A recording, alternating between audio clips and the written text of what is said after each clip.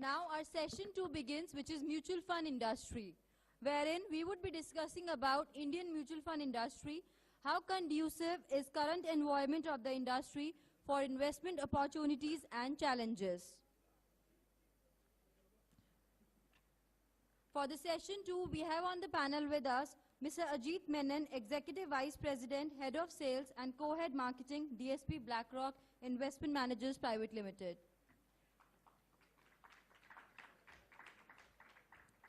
Mr. Himanshu Pandya, Head of Products, Franklin Templeton Investments.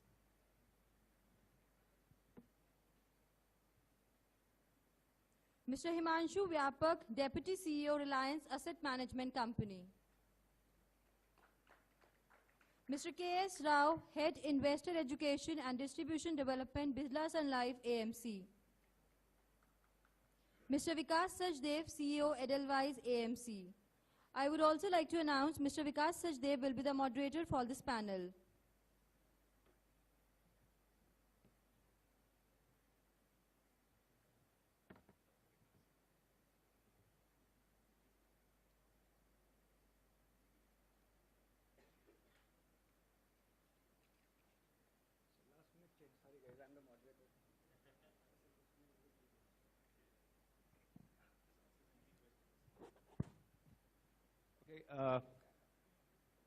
Technically, good afternoon, everybody. I think it's, as always, a very difficult proposition to have a session full of intellect just before lunchtime. You don't know what to listen to, your heart or your stomach or your head or whatever. It becomes even more difficult when you have a last-minute change in the panel and one of the speakers becomes the moderator. I've never been on this side of the fence. I'm used to being asked a lot of tough questions. And suddenly when I was told that I'm supposed to be a moderator, I was completely at sea. So to start with, I'd just like to do two things. Thank the organizers for giving me this opportunity, okay? And request the audience as well as my panelists to be a little bit more patient with me. I'm not a regular. Okay. So a very warm welcome to all of you. To start with, I'd just like to ask the panelists very quickly your individual views on one question which has been plaguing me, or not plaguing me actually, which has been food for thought for me for the last few years, since 2008 in particular. We've seen a very cathartic 6 years. Okay, we've seen business models go for a toss. We've seen markets go for a toss. We've seen a lot of change happening. Today when we sit, we talk about everything turning positive, turning different shades of pink, you know, to reflect the pink of health that we're supposed to be in. But if you have to go back in time and identify 2 or 3 things which we could have done or which we should have done, controllable things, not necessarily related to regulation, but something which was in our control, which probably we could have done, which we can take advantage of right now. So it's a little bit of a introspection, thank you for the word, introspection sort of a question, introspective sort of a question. What could we have done better as an industry in the last 6 years? Maybe 2 or 3 points, which would probably give us a better fillip to growth going forward. Okay, so let me take a stab at that right at the beginning. I think one very important aspect when you look at the statistics as far as India is concerned and the savings in India is concerned, if you took the total savings of all households in India, we all know that about 56% of those total savings is in real estate, about 14% is in gold. That's already 70% of the total savings of Indian households. Another 15% is in bank deposits, so you've got to 85. 9% is in insurance and pension schemes. You're at 94. You've got another 3 to 3.5% in cash, and the rest in equities. Actually, there's more money lying in cash than there is lying in equities. But what this data tells you, according to me, Vikas, is that Rajiv mentioned that while he was speaking in the earlier panel as well, is that one reality that we have to face up to is that India is a nation of savers and not investors as yet. If you took any wealth management studies and you looked at how many people are there who have serious wealth, or even if you looked at maybe 100,000 US dollars or about, it's about 2.8 million people in India, and it's a very, very large country. So to your question as to what is it that we could have done better from a mutual fund industry perspective, I sincerely feel that the one mistake, if I may say so bluntly, is that we position this industry only for equity. And, so all you could see is that wealth creation is equal to equities, and you got people straight into equities. Now, we all adhere, or we all, are educated enough to understand that it's an asset allocation that finally plays the important role for customers, which means that if people's savings in banks should have ideally come into the money market mutual funds, from there to hybrid funds, and slowly into equity as people get more and more comfortable with what mutual funds can deliver as an outcome. So I'd clearly say that that's one error that both, I think, would say manufacturers, distributors put together. If you were to say that, what is it? I think there have been very, very few people who have moved the industry in saying that let's look at fixed income first, which is where money will move logically from bank deposits and then into equity, rather than jumping straight into equity. I understand that it's a growing economy and the excitement and the sexiness is around equity returns, but I do think that that's been the error as well. That's an interesting point, Ajit. Himanshu, I have had the privilege of listening to him a few times, and he is one of the biggest evangelists of the growth of this industry. And at the few occasions I've heard him speak, he's given some very statistically oriented reasons why the market should grow and grow much faster than what it is today. My question to him is, again, the same thing. If you look back, what are the few things which you think would make you comfortable or make you a little uncomfortable, sticking to the prospect that, okay, if the assets have to double in the next few years, what could have been done better or what has been done better in the last 5 years? Thanks, Vikas. My view is that, this is a young industry and it is evolving, it is in the evolution phase. But still, on an overall basis, I think we have done a fairly good job. In last 10 years, we are almost 10 times. So that's not bad for an evolving industry. Now, what could have been better? One thing which we could have done better was positioning the products as manufacturers more as solutions. So while my colleague and my friend Ajit said, we positioned it as equity. I think more than we, the investors lapped up, because when we were, there was a time in 2001 to 2003 when we were selling only fixed income, because income funds were generating 15% every quarter. And then there was a period when equity funds took over that role. And this also compounded with many, many new investors coming into the industry. And hence their first experience with mutual funds was only equity. So at that point of time, I think as a manufacturer, I think we could have at least positioned our products much more sharper and at that point of time. And the second thing, we would have actually worked along with our advisors to propagate financial planning, which would be goal-based and solution-based. And I think that is the only way to grow this industry in the longer term. So that's one part. The second part which I feel, so one is on the product side. The second part which I feel which we have to do much more upon is creating a much larger base of advisors, which we could have done. The industry hasn't done a good job on getting the intermediaries, because finally this industry is also about face-to-face, creating that trust factor. We haven't been able to create a huge dedicated set of advisors who are equipped to reach out and create that trust with the investors. Mr. Rao, let me just hop across to you. What is your perspective? What is your take? You've heard Ajit talk about communication. You've heard Himanshu talk about positioning. I think pretty much you're getting around to a point of view that when you reach out to an investor, you have to be very clear in terms of what you're expecting out of that investor or what he should expect out of you. I come back to the same question to you. What do you think we could have done better in the last 5 or 6 years? Okay, Vikas, I think before I start, I would like to thank the organizers for giving an opportunity to be here. It's an interesting question, and getting back to the time machine, if 2008, what I have done right, if I have today 2014. I think next 6 years we are looking amazing. I think last 6 years what went wrong, and it's good to have that introspection before we position ourselves, how we can carry forward. Probably as a fund house, we did few things right, which moved us right in the last 6 years. Probably we have, I think, quadrupled our assets in the last 6 years.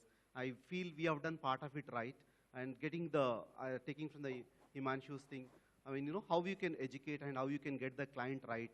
Onboarding of the client is the most important. I think where Ajit was talking about equity, when we were positioning the equity, I think we got the onboarding right, and getting the client and the communication, educating the distributors on getting back to the debt was right. I think last 6 years where we went wrong. One, markets were not doing well, and we had, I think I keep telling my colleagues, we run in the mutual fund industry, not only one risk, we run two risks. One is, we are related to the market.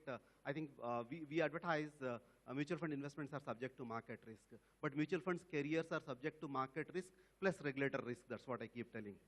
And I think these two areas, how you can run, you educate rightly. And what you can educate rightly, I think we have run to the no-load era, and we have run through the series of regulations when markets were not going right.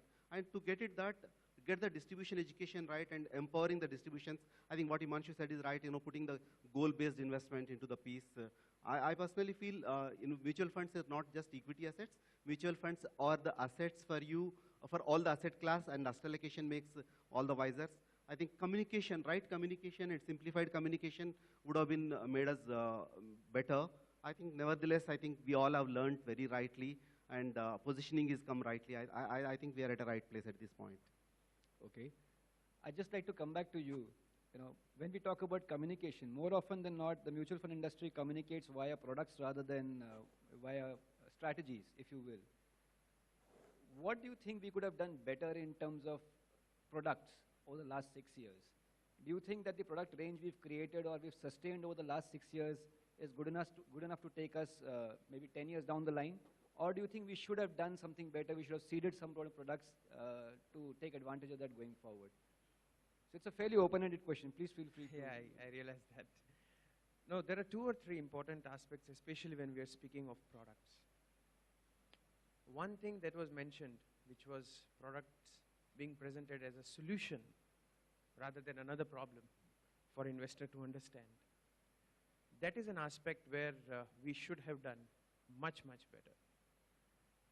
I do not think that we have really created a product range. I would say that the product range has got created as all of us responded to different points in time. While our product range as an industry has some degree of sophistication now, what is certainly lacking is simplification, structurification, and storification. We are not able to cohesively communicate to our investors what the overall proposition is, how it is to be seen. Our communication is sporadic. We talk about specific products. We talk about specific asset classes.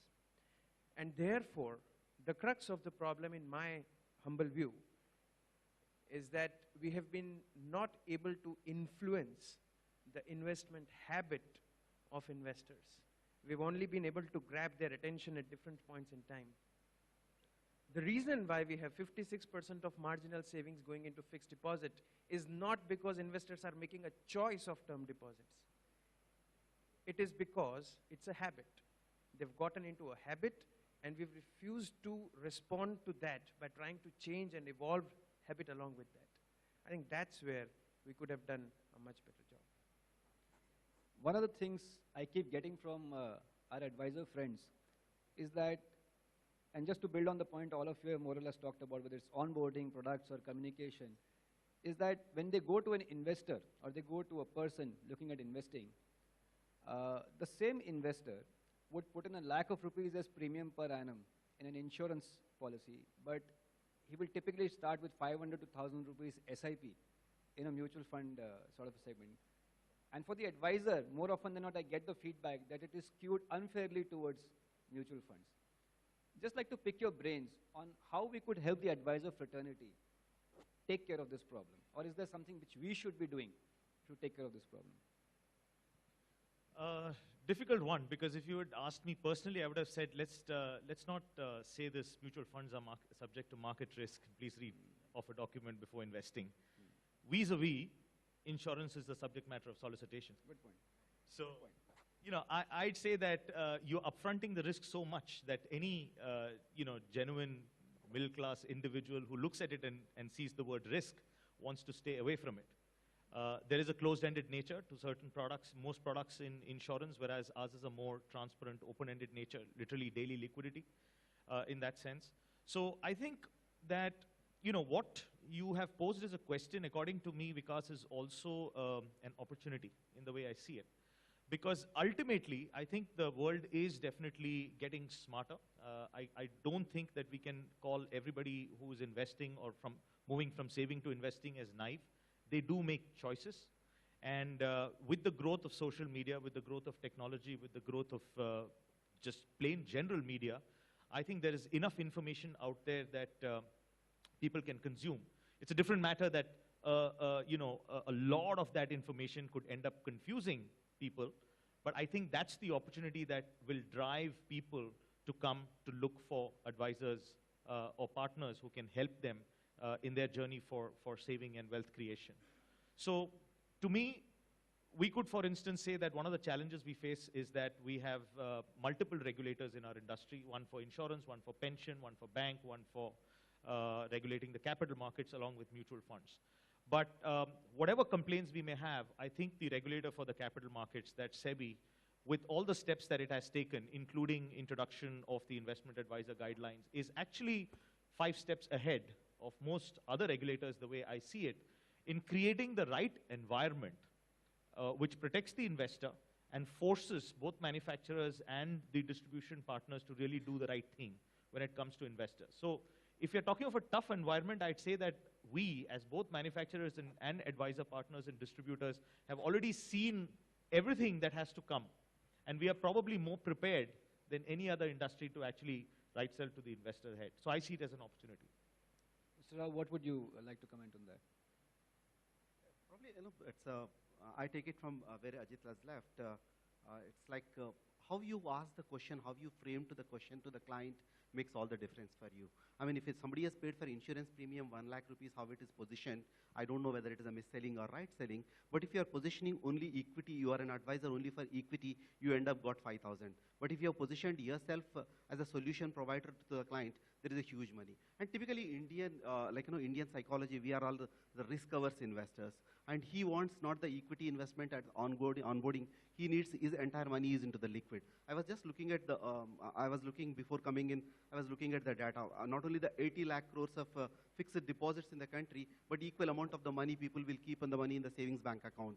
And when we have captured the savings bank account of the client, once you got the savings bank account of the client, you have an opportunity to get the client into the various modes.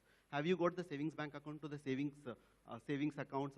I think I appreciate Reliance has done awesome job on creating ATMs. I think that kind of solutions can make all the difference, and we can broad base the investor to getting into the I think, you know, it's getting the entire wallet share you get only when you are asking where investor would like to put. We cannot position only equity. If you position only equity, you end up getting 5,000. You get up entire solutions, I think I get 80% of the client's money. I will not end up in 1 lakh crores. So I'd like to ask Himanshu a question here. Yeah. Now I'm putting myself in the shoes of my distributor friends, okay? And I see a few threats on the horizon. I heard Rajiv talk about it very briefly. What the threats which I see on the horizon are A, technology. Well, technology will ease my business in terms of getting clients on board, but technology can also confuse clients and actually take them away. B, direct plans. How much of pressure would I be under as an advisor or, you know, as a financial planner going forward from a direct plan? You worked a lot in terms of business analytics and in terms of giving distributors a platform. I'd just like to ask you to throw a little bit of an insight into this. So first of all, I think technology will never be a threat. In fact, it is an enabler for the business. You know, it is important how we you know, use that technology. If we use that technology today, and I was looking at my own website, you know, when I went to the website, it talked about liquid, liquid funds, debt funds, equity funds. And I asked my wife, what do you make out of this thing? She said, nothing. I don't make out of it, so you need to tell me that, what it means for a common person. You have to have your technology being outside in rather than inside out. You are talking whatever you know about. And in fact, yesterday when Monica was there in the conference and she told that for my liquid fund, I asked Kezad to tell me what is the liquid fund, and despite of being in that position, I could empathize with my wife that if Monica says that, my wife is absolutely right, right? So one is, technology, we need to be solution-oriented from a perspective. That's one part of it. Second is, look at it, technology is required. Today we were talking of, we have less than 20,000 active advisors serving almost 40 million investor folios. And I was seeing the numbers for last year for the industry, and the numbers were that almost we lost, the industry lost about 33 lakh folios. And when I went back and saw which kind of folios it lost, it said that 38 lakh folios for less than 1 lakh rupee investors had gone. On the contrary, the larger investor had added about 5 lakh folios. Now, the only logical reasoning I could find was that we lost those folios, the pure retail folios, because we could not, or the advisor could not reach out to these investors in any meaningful manner in the last few years. On the contrary, wherever, and it was not commercially viable to reach out to them. Only technology could have made it commercially viable to reach out to these 38 lakh investors. And wherever it was commercially viable in the high net worth individuals or bigger ticket items, we have seen 5 lakh investors coming in. So I think my answer to this is technology is imperative. It is never a threat. We need to leverage technology in the manner which a normal common investor understands. That's point number one. The second point is, as a manufacturer, we need to work on not only B2C technology, but we need to work on B2B2C. So from Reliance to my advisor, or an industry to the advisor to the client, and how it can work in. So that's the important point in leveraging technology. Because I'm sure that in the next 5 years, we would have 10 crore folios, 10 crore investor folios. I think there is no distribution on earth in Indian, which can manage these 10 crore folios without technology. Coming to the other point, which is direct business. Now, direct, it is a reality. It is a regulatory arbitrage which has been given. On the direct investors, even let's understand, there are certain people who are self-directed. Even when we did not have any direct plans, 10% of the assets used to come directly, even at the same pricing. Now, obviously, that has gone up predominantly on the institutional accredited investor space, not on the retail space. But going forward, obviously, it is a threat. People, as they become more aware, as the digital mediums grow, people will want to, and the solutions grow, people would want to, access the products directly. What is the role of advisors here is that, if you are able to give a comprehensive solution to the investor, not only mutual fund, but a comprehensive wealth or an investment solution, he would not go, because that's the value a face-to-face business, face-to-face or trust brings in this business. Just to give you a last point on this is, I was just asking, we had a colleague from, in our office from US. We were discussing something, and he was from the asset management industry, and very, very senior person. And I, inquisitively asked him, John, which mutual funds do you invest in US? He said, I don't know. I thought maybe, he's trying to be, kind of, I'm breaching on his confidentiality, and he's feeling, then, maybe, once again, I thought, I'll just poke him once again, and I said, John, you did not give me the answer. Which mutual funds do you invest in? Which are the top 3, 4 you invest in? So I wanted to know the few brands. And he told me, Himanshu, I genuinely, I don't know which mutual funds I invest in. I invest through Mac. He's my financial advisor. I have just told my wife that if anything happens to me, just call Mac and he will do everything. So he doesn't even know what, so the real challenge here is direct or no direct. The interface, which is the advisor and the financial advisor, is the most important link. And till the time the advisor is equipped, advisor builds that trust, I don't think so any regulatory interface, any direct, any technology can do any change to this business model. That's good. Because That's I'll just very add a Yeah, little please, bit to Ajit. that. Yeah. And I think, even in the previous panel, they talked about technology. And I think it can be, yes, both a facilitator as well as competition. We don't know how things will evolve over periods of time.